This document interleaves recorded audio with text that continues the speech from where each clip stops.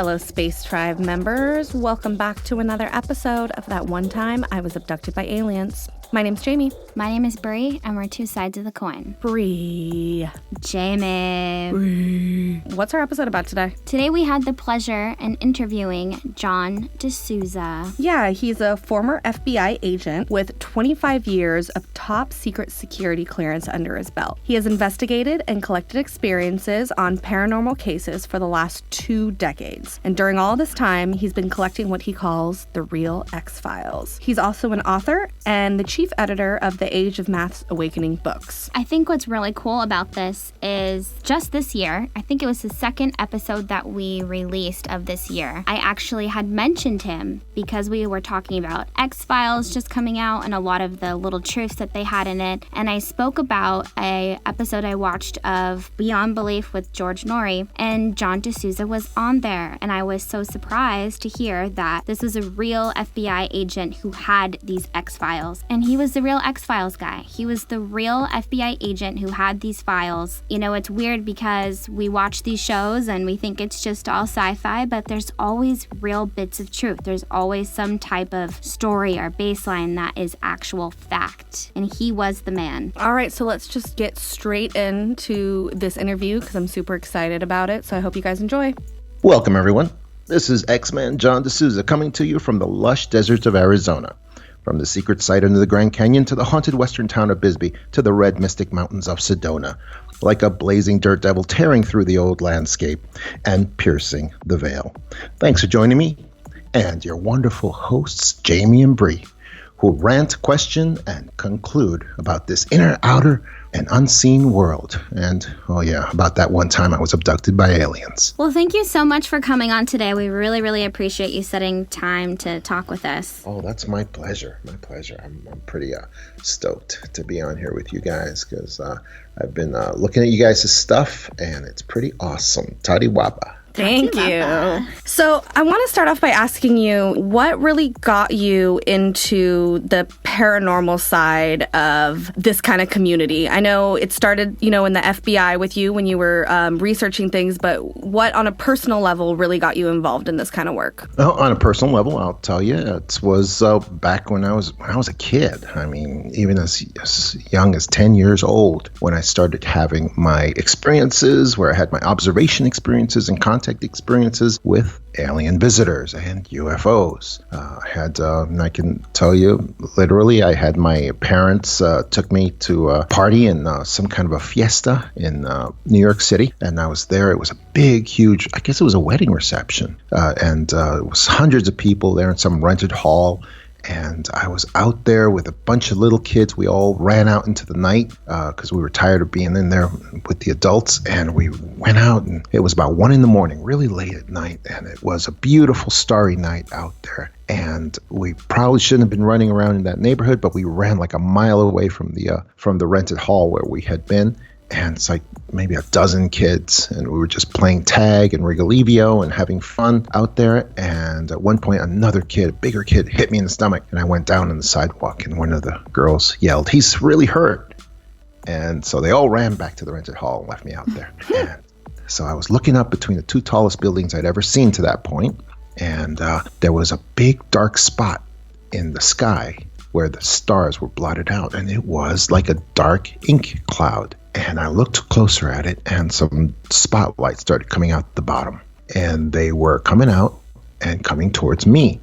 And it looked like an old-fashioned sort of like UFO that you would see, and with lights spinning in the bottom. And I got hit by that spotlight that many witnesses I've heard talk about since then, that sort of bluish, greenish sort of spotlight that just hit me and just goes right through you. And you just feel it like you feel it like collecting information on you. And I just stood there, and then 2 teenage girls appeared on my left, and they were screaming and looking up at the same thing I was. And one of them screamed at me, "Little boy, you better run home. The world might be ending."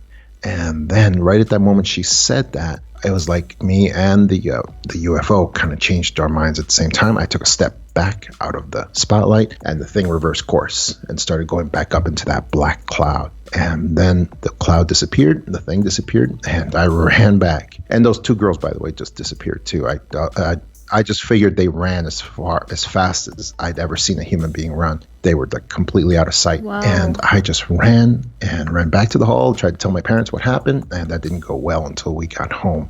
About a week later, that I had my first contact experience. It's almost as if those UFOs collect info on people and then take it back somewhere where a decision is made on whether to contact the people who information is collected on. And that's what happened in my case, I believe. And these things, so about a week later at my dad's house, I had an experience where my room, again, it was about 3 a.m. I was trying to stay awake for some reason, and I just felt the room change, and I felt like what I thought at the time were little children in my room, my bedroom, and they grabbed my feet and my head at the same time, and they were able to lift me up like a plank that was extremely light for some reason. And they were able to lift me up, and I just saw the ceiling coming closer and closer to me because they were climbing on top of nothing in the air. They were just climbing, and they were lifting me up towards the ceiling. And I saw the ceiling coming closer and closer to me, and then they started passing right through the ceiling, but my forehead just clunked against the ceiling, wouldn't go through. And they seemed very confused by that. They lowered me, and I stayed wherever they lowered me, and they kept examining the same spot to see why I wouldn't go through. And then they tried again, and it was the same result. I just clunked against the ceiling.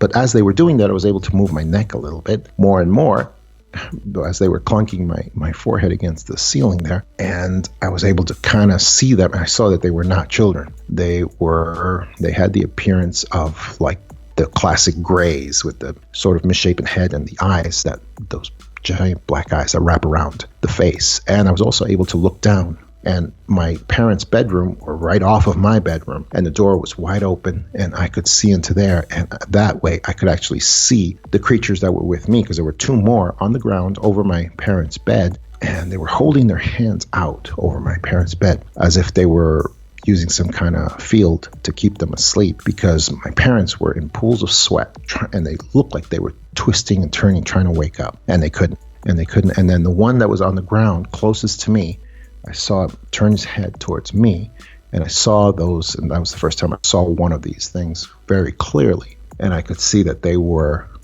appeared to me to be alien creatures, the classic alien gray appearing creatures. And he looked into my eyes. I looked at that one that was closest to me on the ground, and all I heard was the words, "He's awake."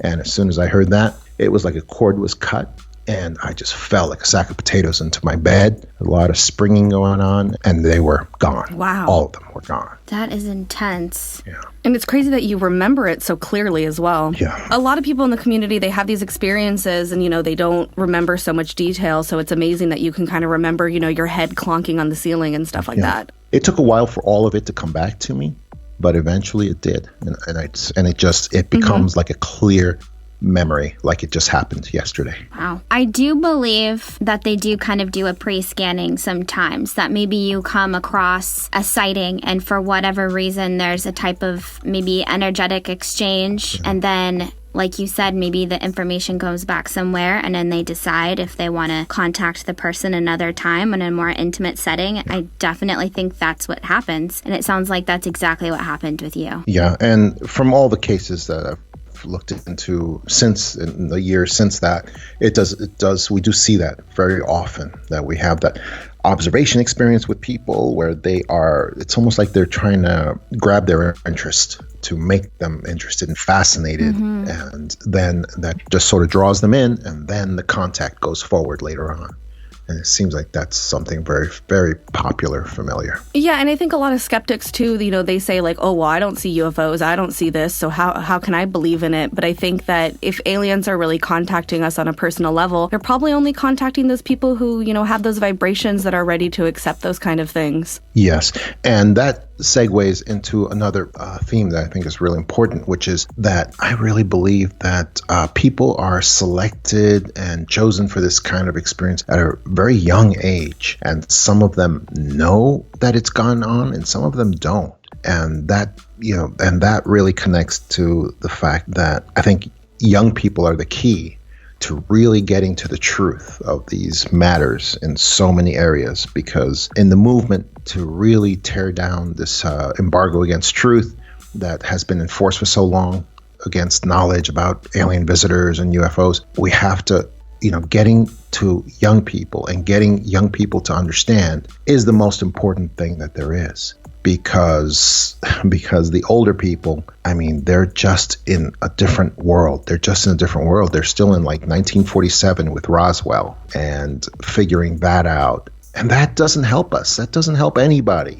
Even like the To the Stars Academy that released these videos from the Pentagon that look like they're from 1950s, actually. Right. That stuff doesn't help anybody. Mm-hmm. The only way that we're going to get to real truth on this matter is to get young people to be part of this movement for truth and finding out what's going on with all of this. And I'm more convinced of that now than ever. Yeah, I think definitely we personally have seen like a big shift maybe spiritually in our planet where, maybe our parents and our grandparents weren't so into opening up their mind to other possibilities, but the generation we have going on now is just so receptive to this kind of information and is so interested in it. And it's definitely fostering a place where people can explore it without being criticized. Yeah, and it's the most important thing. In the movie The Matrix, which was really a documentary about what's really happening, there was a great line where Morpheus says to Neo, usually he says to him, Neo, when a person reaches a certain age, we don't try to free the person anymore because the mind has a hard time letting go. And that is so true. If you can just get young people to look at these topics and to look at these alternate realities before they're like 30 or so, then it really makes a huge difference in openness to these sorts of things, because the mind has a hard time letting go. The older people just have such a hard time because they're still used to that world. You guys didn't grow up in a world where television news was trusted. Mm-hmm. You guys didn't grow up in a world where all of these institutions are like unquestioned. You can't question them, and you have to accept their information. And so that's an awesome thing, because that's the key to everything. That these institutions, that the government's not telling us truth about anything, that the TV news and corporate news is absolutely false. Absolutely false. Yeah. Well, speaking of the media, I know, one thing you love to talk about is the 6-inch mummy from Chile. Yeah. You're a big proprietor saying the media is basically covering this information up, that what was studied is believed to be something not of this earth, and you think that there's, something higher up going on, stopping it. Can you maybe explain a little bit your thoughts on that? Yeah, this is the greatest fraud of our century, and it's perpetrated. And the shocking part about it is not that the news media is part of the fraud, because everybody knows that they're fraud right off the bat. Mm-hmm. The shocking part of it is that the scientific community, including laboratories, are part of this fraud. Another unquestioned, authority of our society that people would never think are fooling us. Yeah, and that's the key here, which is the fact that the Atacama 6-inch mummy has exposed the man behind the curtain, which is that the fact that this is this 6-inch mummy that anybody can Google image and they can check it out, and it was a real thing. It was a real living entity, because you can tell from the x-rays that it's not a fraud. It's actual living entity that was alive. This thing, I think they dated it about 60 years old. The cadaver, the mummy, 60 years old, and it is just this alien looking thing that they did all the preliminary testing on and showed that it was a non-human creature. It was a non-human species. And putting aside completely whether it's an alien or not, that's not even a question. The question is that it's definitely not human, and it has about 18 features that are separate, that are different from humans. This is something that was exposed at first to the world in 2012 by Dr. Greer. Dr. Greer in his documentary Sirius. And that's, that documentary, that's available on my Gaia channel, and anybody can go look at it. It's a great documentary. I would recommend for anybody to see it. But the problem is that Dr. Greer trusted Stanford Science Department, which is, mainstream scientific authority, and he trusted them to do the deep testing, genetic testing on this thing. And so they did it, and they did and what happens always in these cases is that they do the preliminary findings, they do it honestly, and they do the genetic testing honestly. Everything, the whole process is done honestly until the conclusion. And what they do is, and this is what they did a couple of months ago, Stanford Science Department did all the testing on this thing, but then they got this conclusion, which they fed out to the fake news media. And the conclusion said, okay, forget about all the genetic testing we just did for years on this thing and all of the work that we did on this thing. We have decided that this is just a human fetus after all, which is insane because the scientist that made that conclusion is actually on record. In the Sirius documentary, you can see him saying, this is a non-human species. It's definitely not a human fetus. There's no way it could be. And common sense tells you the same thing, too, if you just look at the case. And so this really exposes something that's even bigger than fake news, because it exposes fake science is being used against us. Hey, anybody remember studying Galileo, studying Tesla? The people who during their time found things that were completely against science at the time they were living, and who were completely destroyed. I mean, they were destroyed in order to suppress. And who did that? The scientists at the time did that, and the laboratories at the time did that too. And that's what's going on. And that's what's going on here. Because what we're finding out is that if you pull on this thread a little bit, do a little bit of investigation, you find that this is not the first time they've done this in recent history. That this has been done with the Kyrstum. There's a Kyrstum mummy, Kyrstum Russia mummy that also recently came out. That was very similar. It was a foot tall. It wasn't 6 inches. It was a foot tall in Kyrstum, Russia. And it was a mummy, again, that was probably about 60, 70 years old. And they did the exact same procedure on it, where they exposed, and you can Google image this and see all the pictures of this thing. It was very similar to the Atacama, except it had this sort of ridged reptilian skull that was a little slightly different, but it's definitely not human. Now, you could see it was a non-human species. This stuff doesn't necessarily have anything to do with aliens, but it has to do with breaking the paradigm that we live in.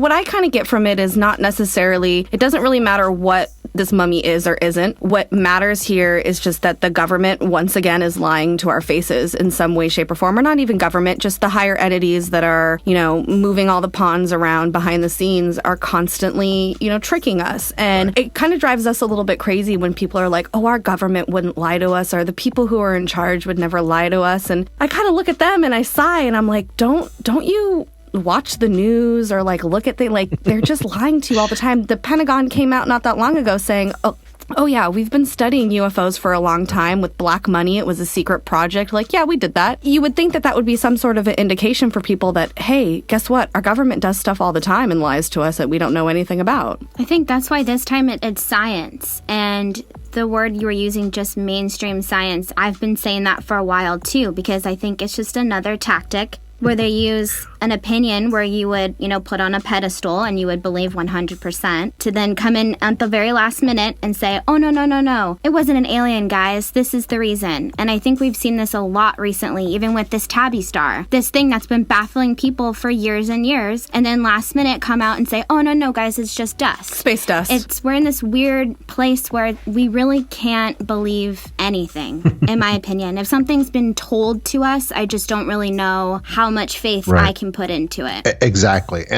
But then you have to, and I need to know more about the Tabby star situation, but you have to add to this that people just can't fathom that laboratories would give a false conclusion. And why would they do that? Mm-hmm. And I tell people they do that they have even more reason than scientists to give false conclusions, because laboratories have to be licensed every year by their state. They have to be licensed and accredited every single year. and they are not going to put out a conclusion finding a new non-human species in their genetic, and they don't even have to, and the thing is with the labs is they don't even have to fake the testing, because they can do all the testing correctly and do it all exactly the way it should be. But then all they have to do is paste on a false conclusion at the end. Right. That's all they have to do, and that's what they've been doing over and over again. And this was a long time ago. I remember when Sirius documentary first came out. I've seen it probably a dozen times. And then it was strange that, a few months ago, we see this cycle of pictures of the mummy coming out again. And the both of us, Jamie and I, were just thinking, well, what the hell? Why is this coming out now? Yeah, why is this news again? It's been we know more than this. 4 years. And of course, the only thing that comes out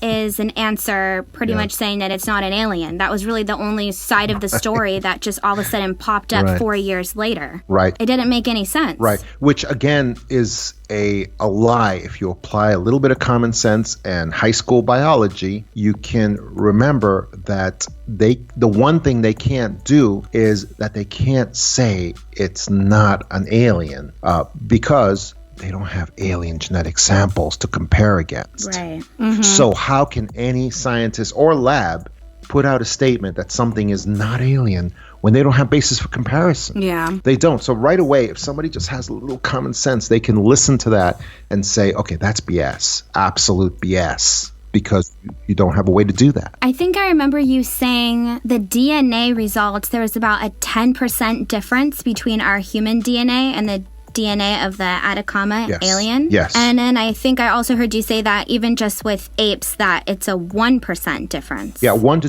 2% difference with chimpanzees and gorillas from humans. I mean, that itself, that is crazy. Absolutely. And that is nuts. And this is going on again right now with Gaia TV, which has the Nazca mummies, which has all the Nazca mummies, which are creatures that have 3 fingers and 3 toes. And they are amazing differences from human. And they are real creatures because they have the X-rays. The X-rays show that they are real creatures, not put together. And Gaia TV actually used a dozen labs because they knew that one lab, there's a high likelihood that a lab could fake the results. So they decided, okay, we're going to use 12. We're going to use a dozen labs with these, with what they call Lucy, the Lucy mummy, and then several other mummies that they have as well. And what they found is that every single lab either came back, did all the deep testing, and of course the preliminary results always say, oh, this is not human creature. But then when they do the deep testing, the nuclear testing, they would paste on a conclusion that always said either, oh, DNA is too degraded to create a real reliable result, or they just said, oh, it appears to be only human DNA, all human 100%. Well, but which doesn't match up to all the testing that they did on the creatures. And they won't post the testing on the internet so that people can verify that the labs did a proper procedures in doing the testing. They won't post it. And that's something you should be able to do. You should be able to post all of your testing. Yeah, I agree. Yeah, but I think at the same time, a lot of these labs too, they don't want to be known for, oh, you're the one who said aliens are real. So I understand the hesitance of a lot of these scientists of not wanting to come out and say these things because of the stigma that gets put behind when you believe in those type of things. Well, not just stigma. They would be destroyed. They would be laughed out of their profession, and their licenses would not be renewed. Yeah, absolutely. It's just sad though, because Gary Nolan, right? I think that's his name, Gary Nolan, the scientist that put this together. Yes. On the documentary, he said that he was going to get into it and, do all the testing because he didn't mind being the weird one, that he would be the one to take those risks and put himself out there, no matter what the rest of his colleagues thought. So, it's like he says this and then 4 years later comes out and says that actually it was nothing. Right. And then not only that, but he also so happens to be with To the Stars Academy now. Yeah, exactly. And so I'm thinking, wait, there's a missing link here. There's something that's happening. Why is it that 4 years later he's going to come out and say that it was an alien and it was all garbage pretty much around the same exact time that he comes with To the Stars Academy? Well, there's something weird with that. I think that To the Stars Academy also has a big link to Stephen Greer not knowing it. You know, Stephen Greer and Tom DeLonge are these two people where the government kind of came up to them and was like, we want to pass you the wand and you guys are going to be the truth seekers and you're going to go out there and do all this information. And in the long run, both of them kind of got duped by the government. They ended up being these big pawns. Right. So it's interesting that all three of these kind of people have this connection to the Stars and to the government. And it's, you know, goes back to the video that the To the Stars released where it was, oh my God, this is UFOs. And then now people are coming out saying like, no, that's not what this is. Like, this is bullshit that the government's feeding you to make you think a certain way. Exactly. And that's why,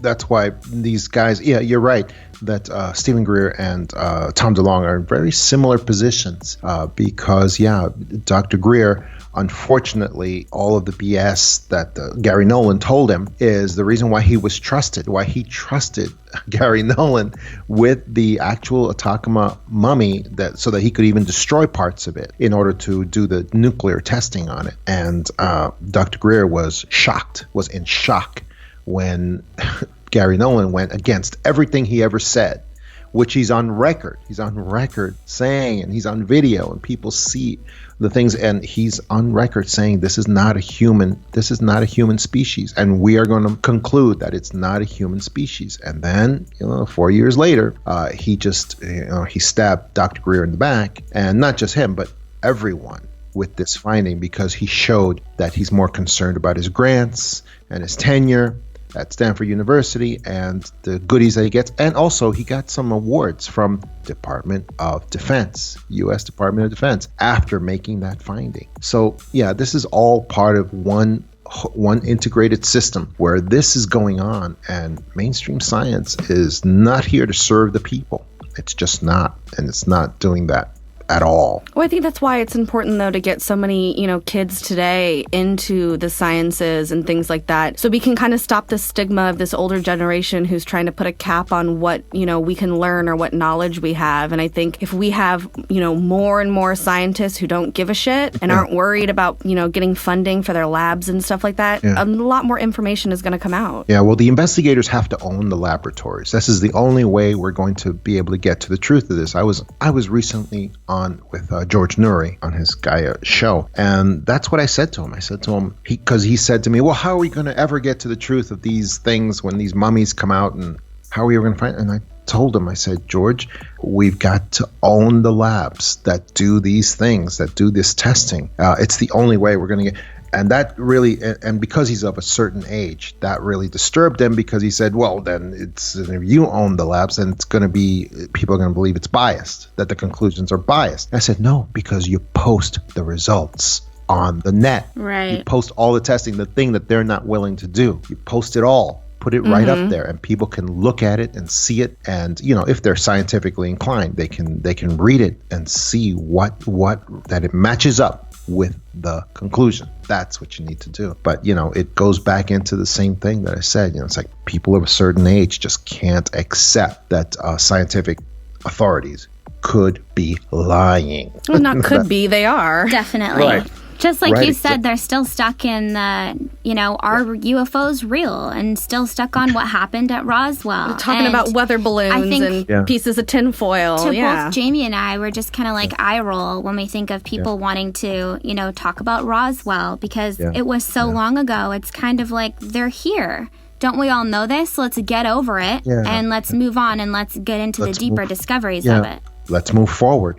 But they can't do that, and the reason is because even ufology itself and paranormal and even Bigfoot hunting, all of these areas are filled with all of these former scientists and scientific thinkers and engineers and people who are, they're still trying to please their former career, their former the professionals that they used to hang out with. And so because of that is the reason why ufology hasn't moved forward like one bit in the last 50 years, and people are still hung up on Roswell.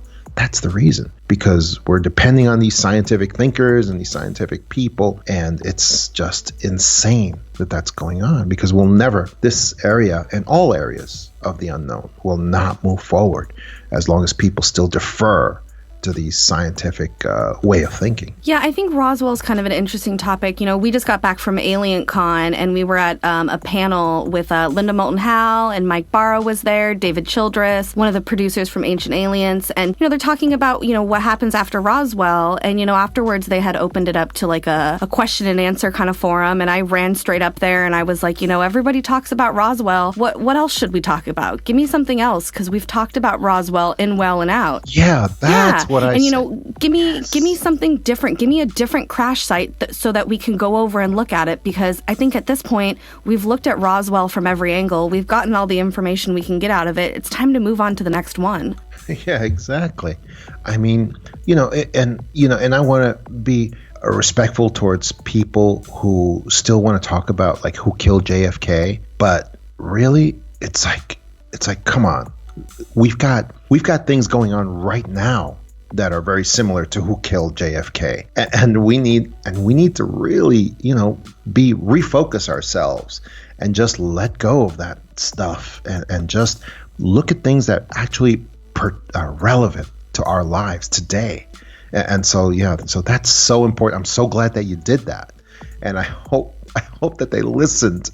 I don't know. I don't know if they listened, but they did say they wanted us to look into Aztec, New Mexico, the crash that happened there, which I had never heard about before. Linda Moulton Howe went into a little bit about it, so that's definitely something that we're going to be researching. But I think that's important. We have to stop talking about the same things over and over again. That's like when, the stuff came out about the mummy again. Me and Bree again looked at each other like, what? We've been over this before. Why are we still talking about this? Like, let's move on to the next thing. I think we're stuck in like a repetitive cycle where we're just talking about the same things over and over and over again, but then we're not coming to any new conclusions. I think we might need to just stop, completely drop all of, me personally, I'm not so fond of the hard physical evidence that a lot of people need.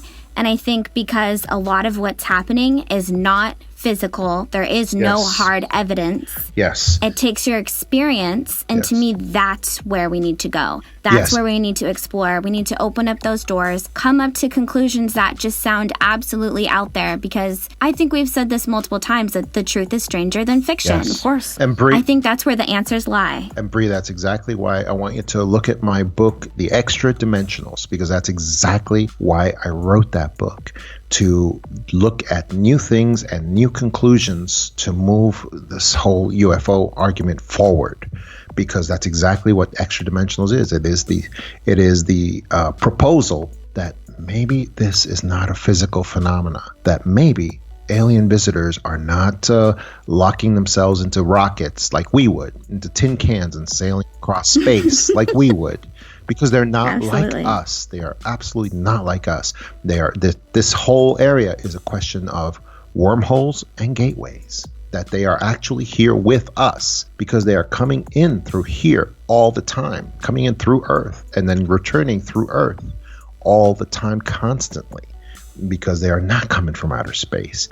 And so this is a multidimensional reality that people need to look at, and that they are not inside those UFOs. The UFOs are actually a separate form of life, sentient life, that comes with them and carries out little tasks for them. My next question was going to be, speaking about your book, you do make comments that you think that UFOs are living creatures, and kind of, can you define what that means for somebody, maybe some of the listeners who don't quite understand that or grasp that? Yeah, because one of the extra-dimensional realities is that other life is not necessarily biological like we are. It can be other forms of life, mechanical. It can be other forms, electronic. It can be other forms of things that are living, sentient things. And so I believe that UFOs are a separate form of life. The real ones, the ones that are genuinely extraterrestrial in nature, and that they are themselves alive, and that they accompany alien visitors like familiars with witches, like the way that witches use familiars, and they carry out little tasks for them, and they do things for for the alien visitors. And they use the same wormholes and gateways to come here and leave again. They're from other dimensions, and they are from, and the place where I first got that idea, as a matter of fact, the ideas that I based my book on, the Extra-Dimensionals, is from an FBI document, from an FBI agent from 1947, the same, I think that's the same year as Roswell, and it was a document that he wrote that you can find at vault.fbi.gov, and it's under unexplained phenomena. If you click on that, and then you go to UFOs under that, and it's on the first group of documents, and it's on page 22, and it's a memorandum of importance, which an FBI agent wrote because he had an informant who he said was an alien visitor, and this informant told him that alien visitors are not physical, that they are coming here from other dimensions of reality, that they change their vibration to match our physical vibration for short periods of time. And that's how they're able to visit. And the same thing with UFOs. There's no one inside of those UFOs. They are a separate form of life. They are alive, sentient, and it also says that they're here for peaceful purposes, and they are just seeking a plane that they can settle on forever.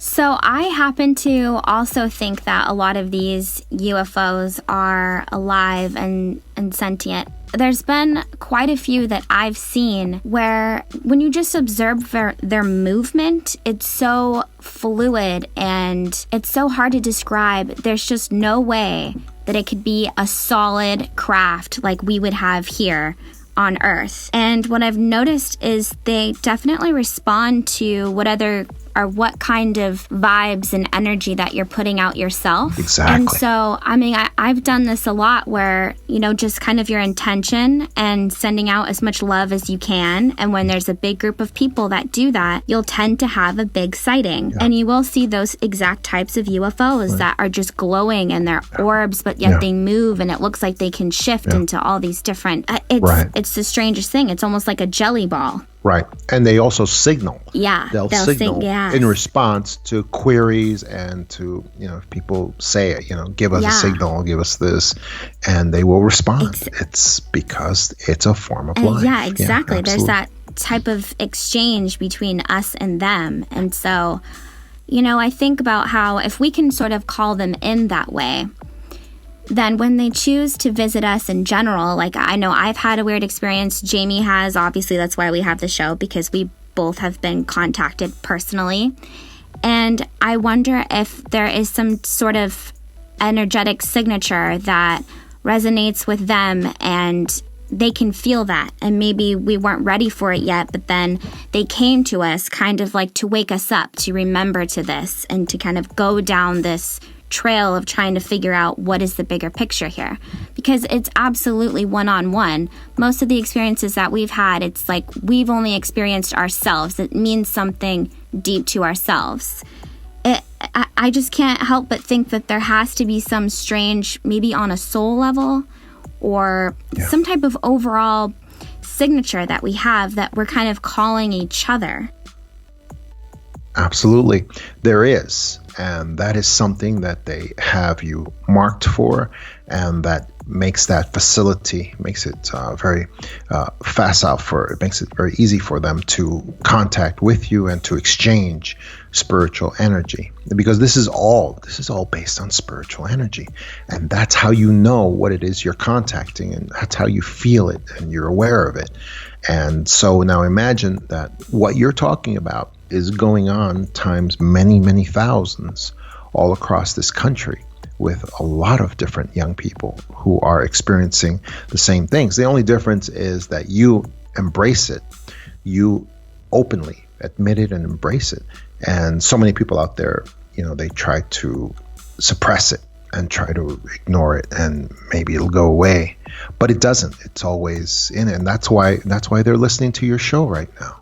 Because they feel something within them that this stuff is true and it's real. And I believe we're headed towards a climax where ultimately these alien visitors, the benevolent ones, the good ones, who are doing this contact with you, because you can feel if they're good or not. You can. That's a spiritual filter that you have, and you have the ability to have that sensitivity. And they have set you aside for this purpose. And so, what we're heading towards is a time when not that the alien visitors are not going to go land on the White House lawn. They are actually going to reveal themselves to people like Jamie and Bree, and reveal themselves and what they want and how to do it. And that day is coming soon. I hope so. That's definitely why we started the podcast. Both of our experiences were really so long ago. And we did the same thing. Suppress, ignore. Yeah, and as we've learned and talked about it as, we've gotten older, me and Bree have known each other since we were in like 9th grade.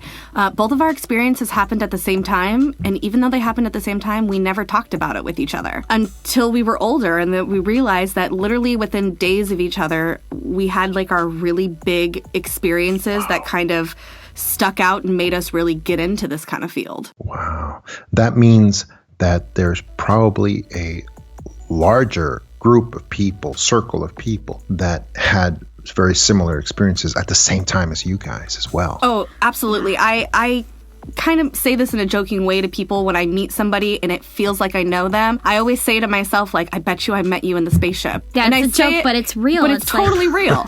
I say it in a joking way because a lot of people, you can't say that to them in a serious way where they agree with you. But I say it in a joking way and they're like, oh, yeah, maybe. But then I go home and I'm like, no, really, I bet you that's where I know them from. Wow. Yeah, that's really something, because you can have memories that have been wiped out, but human consciousness is an amazing thing, and little pieces can start to come back piece by piece by piece, and sometimes it can take years for an entire memory to come back, but it will, and it appears, and then people are just shocked and they think, oh no, this has got to be a dream, it's got to be a hallucination, and it's not. It's a reality that can be brought back to you at a later time, and it comes back clear as water when it does come back. Absolutely. So speaking of clear, why don't you tell us a little bit more about your most recent book that you have out called Clear Hearers? Oh, Clear Hearers is basically a reinterpretation of very ancient ability that people have. It is an ability to hear a clear voice of authority that comes to people and helps them. It can do anything. Clear Hearers is the story of an investigation. It's an investigation I began as a child. It's gone throughout my adult life. It's this great voice that comes to people. It can save their lives. It can help them during crisis, but it always uplifts them and helps them. It's based, Clear Hearing it's an English translation of a phrase, clairaudient. Clairaudient comes from the time of Joan of Arc, the young girl who saved France in the 14th century from going out of existence when France was about to be basically stamped out of existence by England. And she was a clear hearer. She was clairaudient. And she had a voice that came to her. She said it was Mother Mary, and would come to her and give her guidance and tell her the things she had to do to save France. And that's what Clear Hearers is about. It's about many people throughout history who've had this ability, and it's also a map as to how people can exercise this ability in their own lives as well. Oh, that makes sense. Would you say that all clairaudiences then have this great voice? Yeah, they do. And it comes to them periodically, usually during crisis, usually during times when they have some terrible anxiety that they need to resolve, and it will come and help them. It's always there to uplift them, and like I said, it can even save their lives as well. I've also heard you say or refer to a little voice. Yes. Would you describe that as our intuition? Yes, it is. That's something it's the still small voice, which is separate from the clear hearing experience. It's just the inner prompting that everybody has. Everybody has in their lower solar plexus. It's that sort of like prompting. It's really not a voice at all, but it's that prompting that tells you every day, what you should do, what you shouldn't do, avoid this, go towards this way. And but the problem is in modern society, the still small voice has been largely ignored, and has largely become because we live in such a noisy society, and there's so much going on, and so people really have lost, especially with our technology, people have lost touch with that still small voice, which is just a sort of like a prompting that gives you the idea of what you should do and what you shouldn't do. Definitely. So I have a quick question for you. So I know that you've kind of sunk your fingers into Antarctica a little bit, and we're kind of in the process of wanting to do a really large, maybe like 2 or 3 part episode on Antarctica. Where should we jump off at? Like, what's the one thing that we should start to get into when it comes to Antarctica? Well, the first thing you have to do is just establish the history. People always need a historical context to really understand an area. And so the historical context of Antarctica is basically the global battle that happened over Antarctica between the Nazis and the United States of America during World War II, when they discovered whatever it is that's there. Because, Antarctica is all black ops. I mean, massive global black ops going on all the time, even back then.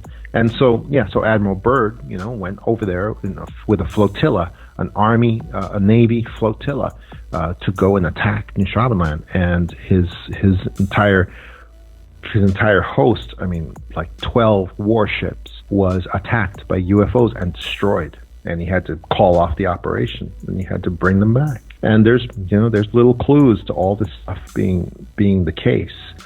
Because Admiral Byrd gave interviews in Argentina to the press, and he kind of gave little clues about what happened, even though this is all top secret. He's not allowed to talk about it. And so this war over Antarctica, it's kind of like a Cold War, but it's been going on for quite a while, except now it's got ratcheted up because they've discovered some alien tech out there. So the nations are out there in force, and they're all jockeying for position. But the final conclusion on Antarctica, I can tell you, is this. I believe that we are going to have alien tech eventually released from Antarctica to us. And it's going to be through the nationalist populist leaders like Putin, Russia's Putin, and Donald Trump as well here in America.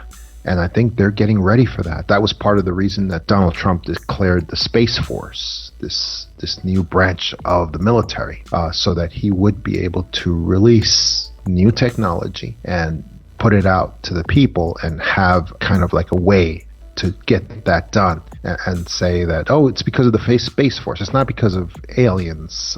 It's the Space Force that came up with this. And that's part of the reason.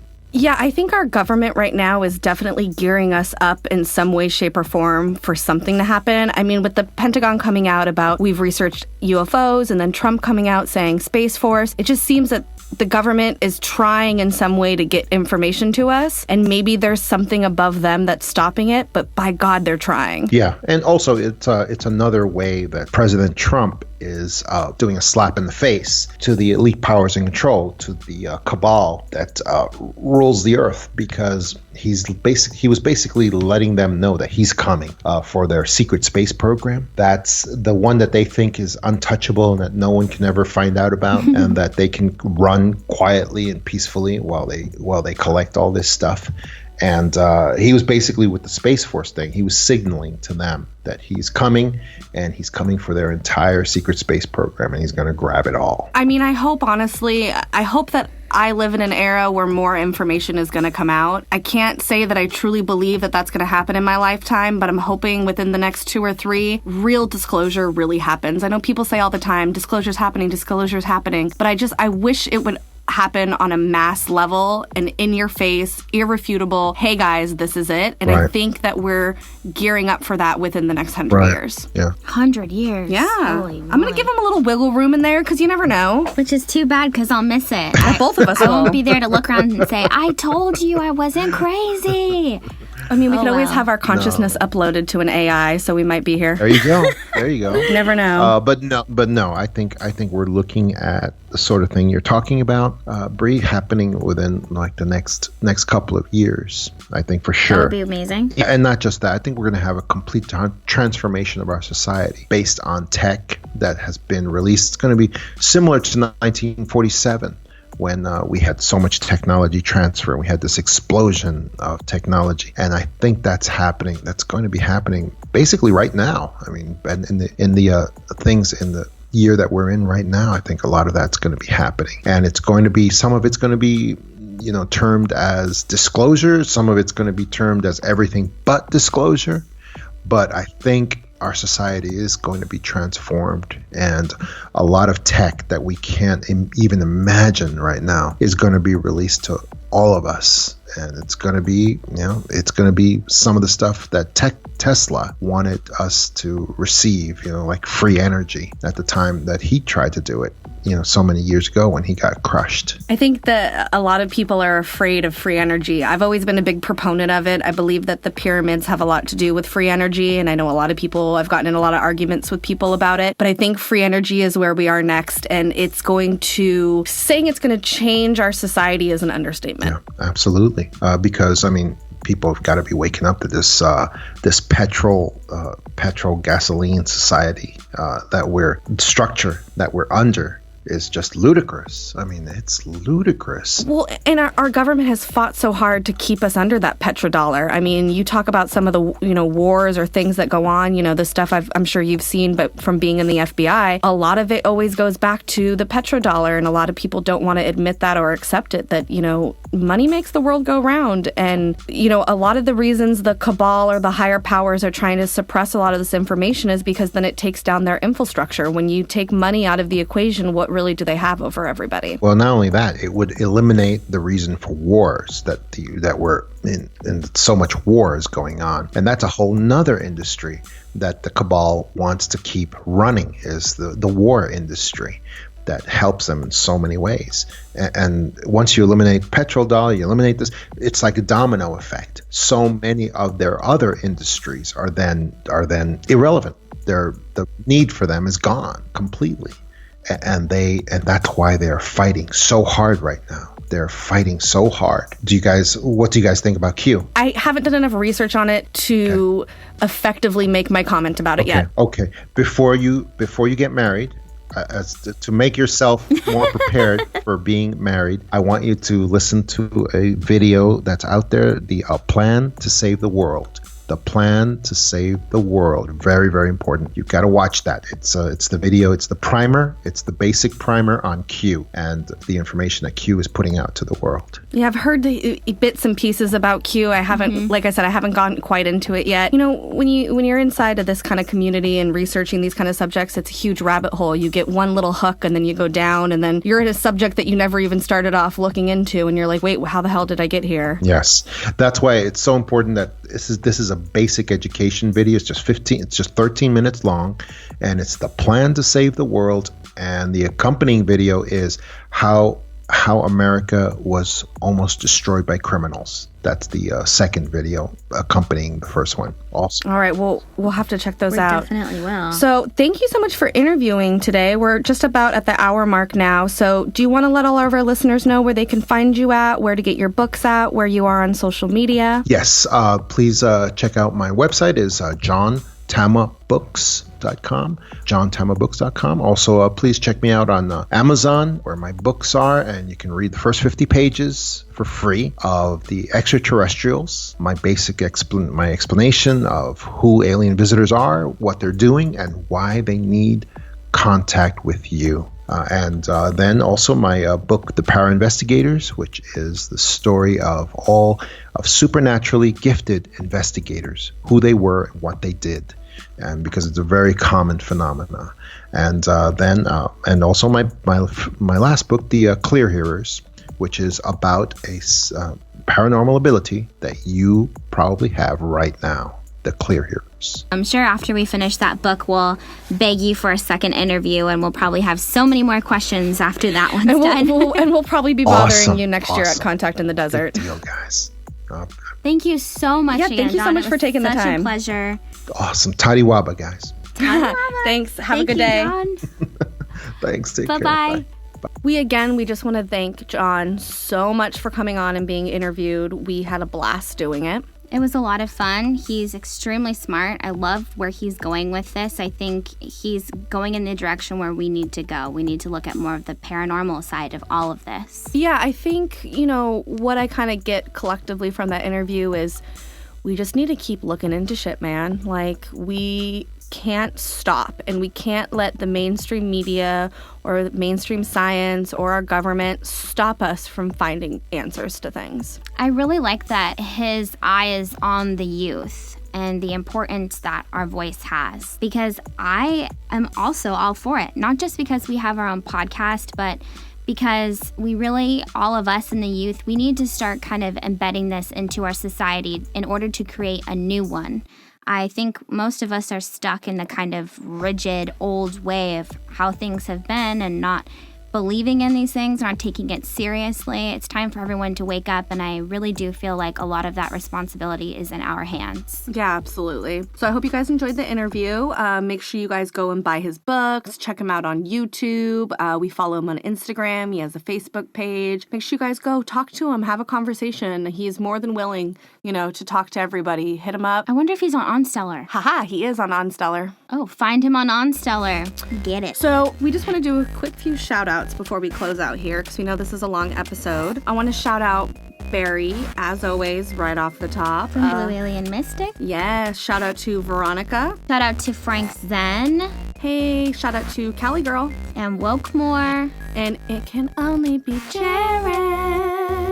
Destiny from Space. Our doll, Ashley Mombutt. You so pretty. Oscar, as always, we love you. Oscar You're close to us. We will hang out soon, eventually. We just are horrible at planning things. Shout out to Drew. 1 gram. And Lee, Covert Nerd. It was cool to see you on our lives this week. We haven't seen you in a while. I know you've been busy. Shout out to my boo-boo Mike. Hey, boo-boo. What's up with you? How you doing? Shout out to Brian Jackson.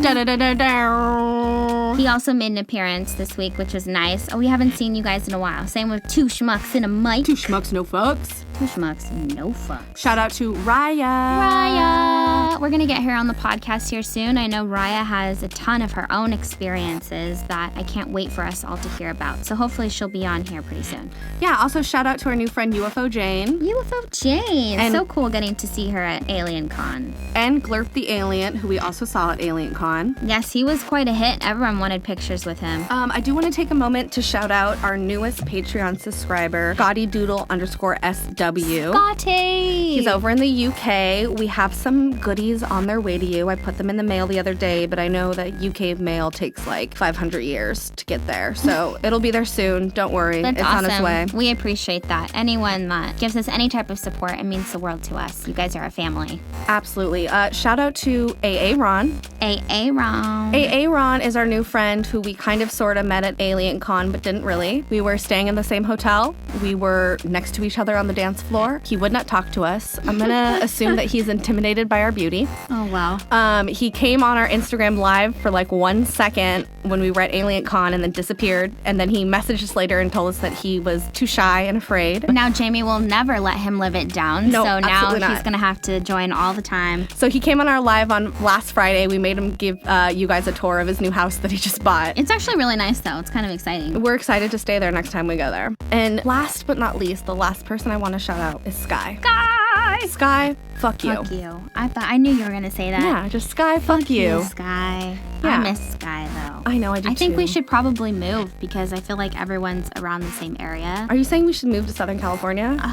I still want to move to Arizona, but it sucks because I feel like everyone's like in that area and there's so many fests that happen. We missed Disclosure Fest, which I'm super bummed about. Ryan said it was awesome. Mm-hmm. And now this new thing that's coming out, what is it, like a consciousness something thing that you sent let me? me find it real quick. I saw wanna do that it. too because I know that John Desouza is also going to be there. Yeah. And that's in Irvine, California. Everything is Southern California. There's like not enough love for the Bay Area over here. It is the Portal to Ascension conference, and it's in October. I don't know. I'm going to see if we can get press passes to that. We have a big enough time chunk. Again, we're not trying to take a bunch of time off of work, so weekends. No, I can't right now. I know. But hopefully we'll be down there and we'll be at that too, but we'll keep you guys posted. What I do want to talk to you guys about real quick here is we're going to be doing a giveaway.